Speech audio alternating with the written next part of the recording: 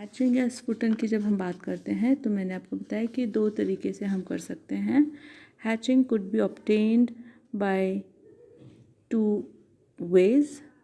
First naturally, यानी स्वाभाविक रूप से जब अंडों में से चूज़े निकलते हैं, और दूसरा बाय आर्टिफिशियल मीन्स। स्वाभाविक रूप से अंडे मुर्गियों के अंडे सेकने के द्वारा होते हैं। मुर्गी जब 8-10 अंडे का बैच देती है, ब्रूड ऑफ एग्स जब वो देती है, तो उसको वह 21 दिन तक सेती है।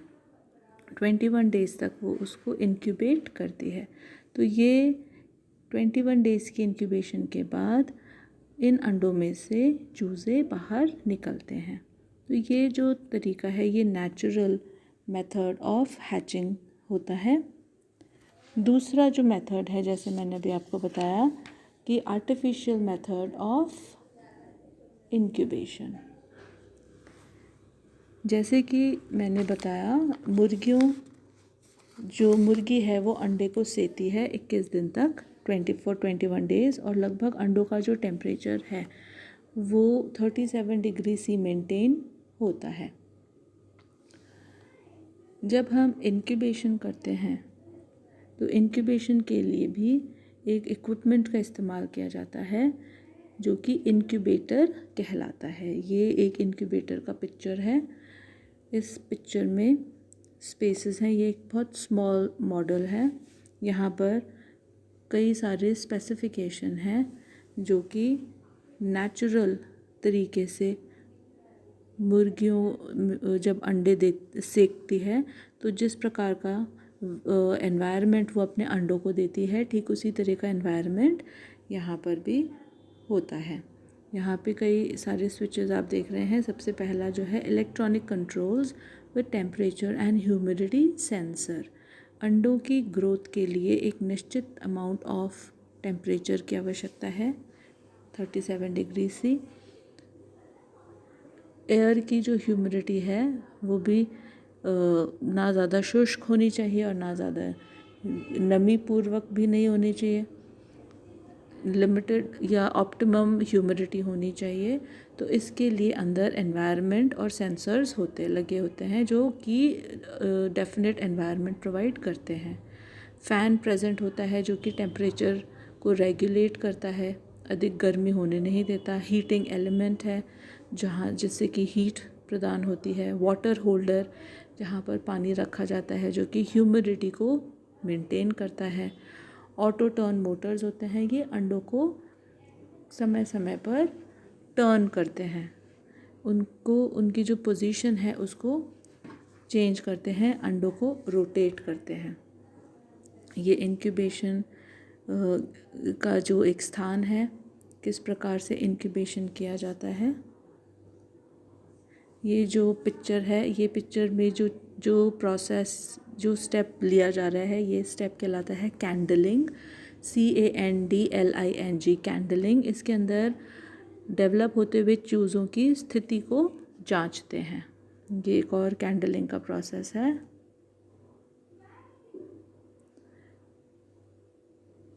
ये जो टेबल है ये एम्ब्रियोनिक डेवलपमेंट की टेबल है। किस प्रकार से चिक का डेवलपमेंट अंडों के फर्टिलाइजेशन के बाद से स्टार्ट हो जाता है।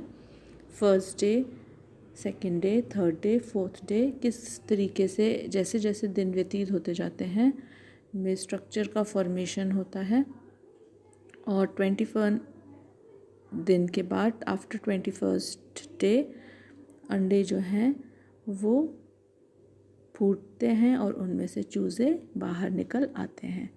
तो 2 तरीके से हैचिंग पॉसिबल होती है। एक नेचुरल तरीके से जहाँ पर मुर्गी अपने अंडों को सेती है, और दूसरा जो है वो आर्टिफिशियल मेथड होता है जिसके द्वारा हम इंक्यूबेटर की सहायता से अंडों को उचित एनवायरनमेंट प्रोवाइड करते हैं। Artificial incubator is basically a box that holds egg while maintaining appropriate temperature, humidity and oxygen level. Incubators have varying capacity an adapter for eggs from different species. इनमें कई सारे आपने देखा कंट्रोल पैनल है जहाँ से टेम्परेचर, ह्यूमिडिटी आदि को कंट्रोल किया जाता है। अलग अलग प्रकार के जो है बर्ड्स हैं जिनसे हम जिनको पोल्ट्री फार्मिंग में हम यूज़ में लेते हैं, जैसे कि टर्की, डक, गूज़ एक्सेट्रा। इन सभी का इंक्यूबेशन टाइम डिफरेंट होता है, ह्यूमिडिटी रिक्वायरमेंट डिफरेंट होती है। तो उन स्पेसिफिसिटी को पूरी करने के लिए जो हमारे आर्टिफिशियल इंक्यूबेटर है उनमें ये सभी सुविधा अवेलेबल होती है। Popular incubator model often include automatic Turners. Turners अंडे की जो स्थिति है उसको चेंज करते हैं। यदि अंडे की स्थिति चेंज नहीं होगी तो डेवलप होने वाले चूज़ों का प्रॉपर डेवलपमेंट नहीं होता। ह्यूमिडिफायर प्रेजेंट होते हैं, टेम्परेचर कंट्रोलर्स प्रेजेंट होते हैं जो एनवायरनमेंट को उचित बनाते हैं।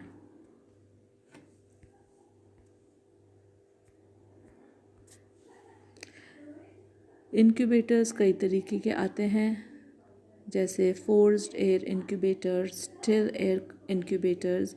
मुख्यतः है ये सभी जो अडेप्टेशंस हैं ये इंक्यूबेटर को बेस्ट बनाने के लिए होते हैं, जिससे कि अंडों को उचित वातावरण मिले डेवलप होने के लिए। कैंडलिंग, जैसे मैंने आपको बताया था कि वो प्रोसेस होती है जहाँ पर हम अंडों के ऊपर रोशनी डाल के भ्रूण में डेवलपमेंट जो है उसको देखते हैं।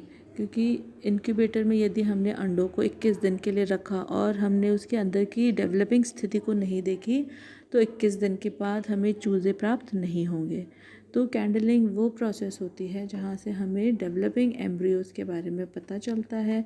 यदि कोई एम्ब्रियो अंडे के अंदर ही मर गया है तो उसका भी हमें कैंडलिंग की प्रोसेस द्वारा पता लग जाता है।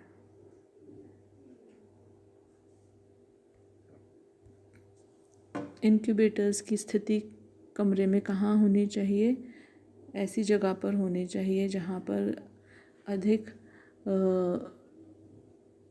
कंजेशन ना हो, जहाँ सूरज की रोशनी सीधे नहीं पड़ती हो। टेम्परेचर जहाँ पर कमरे का टेम्परेचर भी साधारणतः सामान्य हो।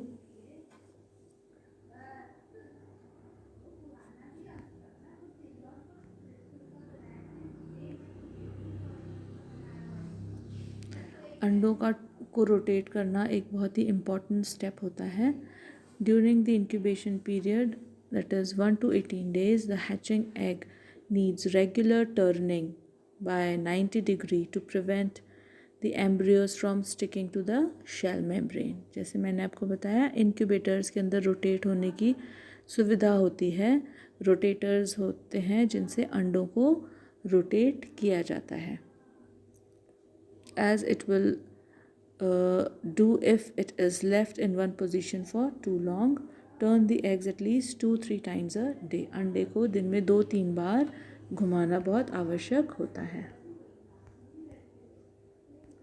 ये नेचुरल इंक्यूबेशन के फ़ायदे क्या होते हैं? नेचुरल इंक्यूबेशन जो कि मुर्गी के द्वारा प्रदान की जाती है, इसमें हमें बिजली की आवश्यकता नहीं होती है। मुर्गी स्वयं अपने सारे कार्य को करती है, जैसे अंडे को पलटना, अंडे के लिए उचित टेम्परेचर, ह्यूमिडिटी आदि प्रोवाइड करना। और नेचुरल तरीके से जब हम अंडों को इंक्यूबेट करते हैं तो उनकी हैचेबिलिटी रेट जो है वो बहुत ज़्यादा बढ़ जाती है। इंक्यूबेटर्स का रखरखाव बहुत आवश्यक है।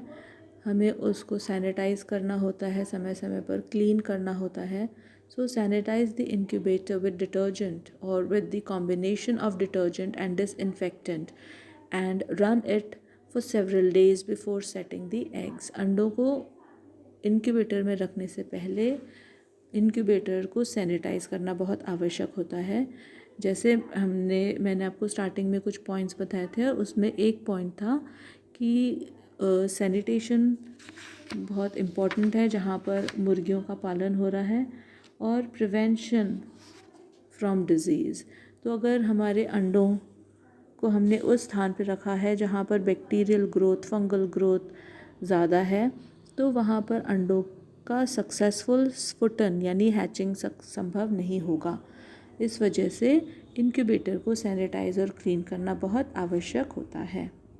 Adjust the temperature and humidity after the eggs are set can decrease the hatchability, यानी हमें सबसे पहले ही जो भी टेम्परेचर है वो प्रॉपरली, ह्यूमिडिटी जो है वो प्रॉपर मेंटेन करनी होती है। अंडों को रखने के बाद यदि हम कम ज़्यादा करते हैं तो अंडों से चूज़ों का स्फुटन नहीं हो पाएगा।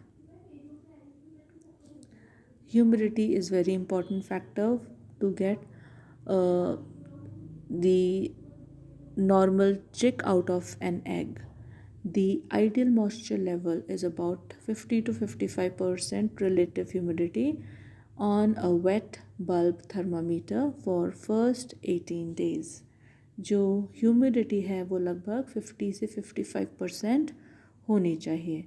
Then about 65% for last 3 days. Excessive drying because of low humidity will cause the chick to stick to the shell and fail to survive. यदि प्रॉपर ह्यूमिडिटी अंडों के अंदर और इनक्यूबेटर के अंदर मेंटेन नहीं होगी तो जो चिक है वो अपने ही खोल के अंदर, शेल के अंदर चिपक जाएगा.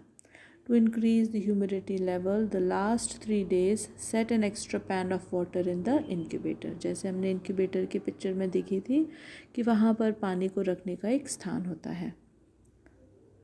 Temperature during incubation till first 18 days, the temperature should be 99.5 to 100 degree Fahrenheit. That is, हमारा जो अंडों का जो इंक्यूबेशन है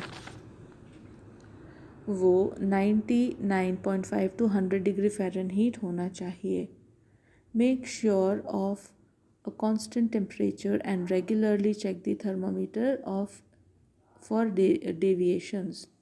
टेम्परेचर के अंदर जो भी उतार चढ़ाव आता है इंक्यूबेटर के अंदर उसको मॉनिटर करना बहुत आवश्यक होता है. Too high as well as too low temperature can influence the hatching result. अगर इंक्यूबेटर का टेम्परेचर बहुत ज़्यादा ऊंचा और बहुत ज़्यादा कम है तो हमारे हैचिंग में असर होता है. जैसे कि मैंने आपको बताया मुर्गी के लिए 37 डिग्री सेंटीग्रेड आवश्यक है और अगर हम उसको फ़ारेनहीट में कहें तो 99.5 से 100 डिग्री फ़ारेनहीट. इससे ऊपर या नीचे अगर टेम्परेचर हो तो अंडों में से स्फुटन नहीं होगा. जब हम हमारे अंडों को इंक्यूबेटर में रखने जाते हैं उससे पहले उनको डिसइंफेक्ट करना बहुत आवश्यक होता है. डिसइंफेक्शन के लिए हम जनरली फॉर्मलिन का इस्तेमाल करते हैं या पोटेशियम परमैंगनेट का सॉल्यूशन हम इस्तेमाल में लेते हैं. इंक्यूबेटर के अंदर ऑक्सीजन की सप्लाई जो है वो भी प्रॉपर मेंटेन होनी चाहिए. Correct functioning of ventilation system is needed to supply oxygen, to discharge carbon dioxide, to distribute heat evenly. Carbon dioxide content inside the hatchery should never exceed 0.5%. यानी कि oxygen उचित मात्रा में प्रेजेंट होनी चाहिए जहाँ पर हमारे अंडे रखे गए हैं. और डेवलपिंग एम्ब्रियो या जो डेवलपिंग चिक है, चूज़ा जो डेवलप हो रहा है, वो अपने डेवलपमेंट के दौरान ऑक्सीजन को लेता है रेस्पिरेशन प्रोसेस के द्वारा और कार्बन डाइऑक्साइड को बाहर निकालता है. तो इस कार्बन डाइऑक्साइड का इंक्यूबेटर से एक्सपेल होना, बाहर निकाला जाना भी बहुत आवश्यक होता है.